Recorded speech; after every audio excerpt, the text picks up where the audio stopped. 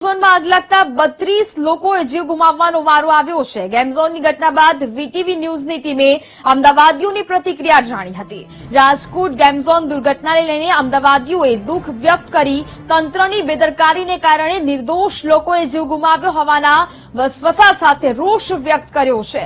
વચેટિયાઓને કારણે તપાસ કર્યા વગર મંજૂરી આપવામાં આવતી હોવાનો પણ લોકોએ આક્ષેપ લગાવ્યો છે।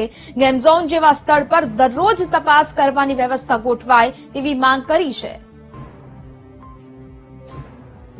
ગઈકાલે શનિવારે રાજકોટમાં આવેલા ટીઆરપી મોલમાં જે ગેમ ઝોનમાં આગ લાગી જેમાં 28 જેટલા લોકોના મોત થયા અને હજુ પણ કેટલાકના મૃતદેહ નથી મળી રહ્યા। વારંવાર ગુજરાતમાં આ રીતની ઘટના ઘટી રહી છે, છતાં પણ પ્રશાસન સુધરવાનો પ્રયાસ નથી કરી રહ્યું। દુર્ઘટના ઘટ્યા બાદ જ તપાસના આદેશ અપાય છે, થોડા સમયે તપાસ થાય છે, પરંતુ છતાં કોઈ નિરાકરણ નથી આવી રહ્યું। કેટલાક યુવાનો આપણી સાથે છે, તેમની સાથે સીધી વાત કરીશું કે તે લોકો આ ઘટનાને કઈ રીતે જોઈ રહ્યા છે અને કેવો રોષ ઠાલવી રહ્યા છે। શું કહેશો, ગઈકાલે રાજકોટમાં જે ઘટના બની, 28 જેટલા લોકોના મોત નીપજ્યા, કોની જવાબદારી હતી અને કેમ આ રીતની લાપરવાહી અવારનવાર ગુજરાતમાં થઈ રહી છે? સર, પહેલા તો એ કહેવા માંગીશ કે બહુ જ દુઃખદ ઘટના હતી અને જવાબદારી અને લાપરવાહીની વાત કરો તો સર તંત્રની જ છે। એક પછી એક આપણે જોઈએ છે, સુરત, પછી વડોદરા, પછી એક ગુજરાતમાં આવું છેલ્લા કેટલાય વર્ષથી જ, સુરત ને કદાચ હમણાં જ 5 વર્ષ થયા તક્ષશિલા કાંડને, પછી વડોદરામાં નાના બાળકો ડૂબી ગયા। તો સર આ બધું તંત્ર નહીં, મને તો લાગે તંત્ર અને સરકારની જવાબદારી હોવી જોઈએ। કાગળિયા ખાલી સર આપણે ફાઇલો પૂરતા જ છે, કોઈ જે ત્યાં જઈને ઇન્વેસ્ટિગેશન નથી કરતું કે શું છે શું નહીં, ફાયર સેફટી વગેરે વગેરે કઈ જ નથી, બધું આપણા કાગળ ઉપર જ છે। દુર્ઘટના ઘટે છે પછી તપાસના આદેશ આપે છે, કેમ અવારનવાર તપાસ નથી થતી? શું પ્રશાસનને શું અપીલ કરશો? સર, પ્રશાસનને તો એવી જ અપીલ કરીશ કે ઓલોની શું કહેવાય, ખાલી સમાચાર પૂરતું ના આવવું જોઈએ। કારણ કે જો ગઈ વખતે મોરબીનો પુલ તૂટ્યો તો ત્યારે ખાલી છાપામાં ભરીને અઠવાડિયું 15 દિવસ આવ્યું, તપાસના આદેશ આમ તેમ, પછી મને તો નથી લાગતું આગળ કઈ કાર્યવાહી થઈ હશે। તો આમાં પણ એવું ના થાય એનું ધ્યાન રાખવું જોઈએ।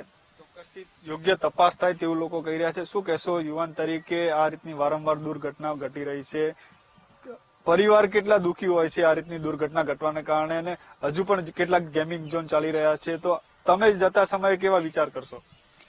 આપણે ઘરનું જ લઈ લઈએ કે અગર આપણા પરિવારમાં કોઈ આગમાં કે એવી રીતના મૃત્યુ પામ્યું હોય અને આપણે આવું સમાચારમાં જોયું તો બની શકે કે એ લોકો બી એ જ ટ્રોમામાં ચાલ્યા જાય કે યાર કોઈ મારા રિલેટિવ નથી ને એ બધા ફોન કરવા લાગે। કેમ કે અત્યારે હું ઓલરેડી એક સૌરાષ્ટ્રની છોકરી છું, તો મારા ફેમિલી અગર હું રાજકોટ રહેતી હોય તો એ બી ફોન મને કરે કે તું ક્યાં છે, યા ફિર અગર કોઈ ફેમિલી મેમ્બર ત્યાં રહેતા હોય તો કોઈ ફેમિલી ત્યાં રહેતું હોય તો બી આજુબાજુના જે બી નજીકના જે ફેમિલી મેમ્બર છે એ લોકોને કોલ કરે કે તમારા ફેમિલીમાં તો બધા ઠીક છે ને।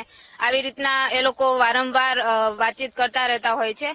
અને દુઃખદની વાત કરીએ તો હવે પ્રશાસન ઉપર વધારે ભાર દેવાની જરૂર છે કે અત્યારે લઈ લઈએ કે BRTS ના જે બી બસો ચાલી રહી છે એમાં પણ જે ફર્સ્ટ એડની સુવિધાઓ તમે લોકો આપો છો, નો ડાઉટ એમાં એ બોક્સ છે, બટ એની અંદર ફર્સ્ટ એડ કિટ નથી। તો તમે ક્યારે એ ચેક કરો છો કે નહીં, એ પ્રશાસન માટે ક્વેશ્ચન છે। અને બીજું કે અત્યારે રિક્ષા ચાલકોને પણ એ લોકો પણ એવું કરે છે કે ઓવરલોડ ભરી દે છે, તો કેમ ટ્રાફિક પોલીસો એમને એમ નથી કહેતા કે 8 લોકોને નથી બેસાડવાના, 6 લોકોને બેસાડો? રિક્ષા ચાલી નથી શકતી તો પણ રિક્ષા ચાલકો 8 લોકોને ભરીને રિક્ષા ચલાવી રહી છે। તો પ્રશાસનને ક્વેશ્ચન છે કે પ્લીઝ આની ઉપર તમે જરા ધ્યાન દોરો તો સારું રહેશે। આ રીતની વારંવાર દુર્ઘટના ઘટે છે, તમે કોને જવાબદાર જોઈ રહ્યા છો? જવાબદાર એમાં બંને છે, પ્રશાસન પણ છે અને પોતે માણસો પણ છે કે જ્યારે આવી વસ્તુ બને છે ત્યારે પ્રશાસનને એ ચોકસાઈથી એ બધી સાવચેતી રાખવી જોઈએ કે આ જે ગેમ ઝોન બને છે કે પછી જે બ્રિજ બને છે, જે અત્યારે આપણે સુરતનું જે લઈ લઈએ તક્ષશિલા કાંડ, તો એમાં ફાયર સેફટીનું પહેલા એ લોકોએ ધ્યાન રાખવું જોઈતું હતું। પછી બીજું લઈ લઈએ વડોદરા વાળું, જે નાના બાળકો ડૂબી ગયા, તો ત્યારે પણ એ બોટમાં કેટલી સ્ટ્રેન્થ છે એ માટેની સાવચેતી એ લોકોએ પહેલા જ રાખવી જોઈતી હતી। અગર રાખી હોત તો અત્યારે પબ્લિકને પણ એ ઉપર થોડો ભરોસો આવત કે ઠીક છે હવે આવું ના થાય, બટ ગુજરાતમાં વારંવાર આવું થઈ રહ્યું છે તો પ્રશાસનને ધ્યાન રાખવું જોઈએ। ચોક્કસથી પ્રશાસને ધ્યાન રાખવું જોઈએ તેવું લોકો કહી રહ્યા છે। શું કહેશો, વારંવાર આ રીતની દુર્ઘટના ઘટી રહી છે? પહેલા સુરતમાં તક્ષશિલા કાંડ થયો, ત્યારબાદ મોરબીમાં બ્રિજ તૂટ્યો, ત્યારબાદ વડોદરામાં જે બોટની દુર્ઘટના ઘટી તે બાદ તપાસના આદેશ આપ્યા કે દરેક બોટની તપાસ થવી જોઈએ। હવે ગઈકાલે શનિવારે ગેમ ઝોનમાં આગ લાગી, કોને જવાબદાર જોઈ રહ્યા છો?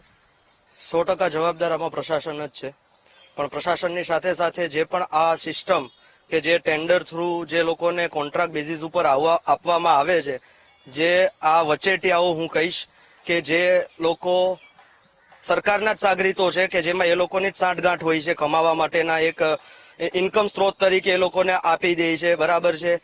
એ બંધ થવું જોઈએ, કેમ કે આ તો પાછળનો પોઈન્ટ છે. આપ્યા પછી ચેકિંગ તો જરૂરી છે, ખૂબ જ જરૂરી છે, અને એ નથી થઈ રહ્યું ત્યારે જ આવા વારંવાર કાંડ થઈ રહ્યા છે. સો એ ખાસ કરીને કે જે પણ વચેટિયા જે તંત્રને આપવામાં આવે છે એ જેટલા સક્સેસફુલ કે કેપેબલ નથી. અભણ કેવું એ લોકોને સારું રહેશે કે માણસની જિંદગીના સાથે ખિલવાડ કરીને જે પરમિશન આપી દેવી ક્યાંય પણ.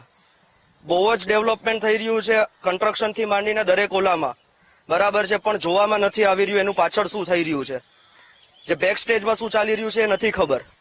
તો ખાસ કરીને એના ઉપર પણ સરકારે ધ્યાન આપવું જોઈએ.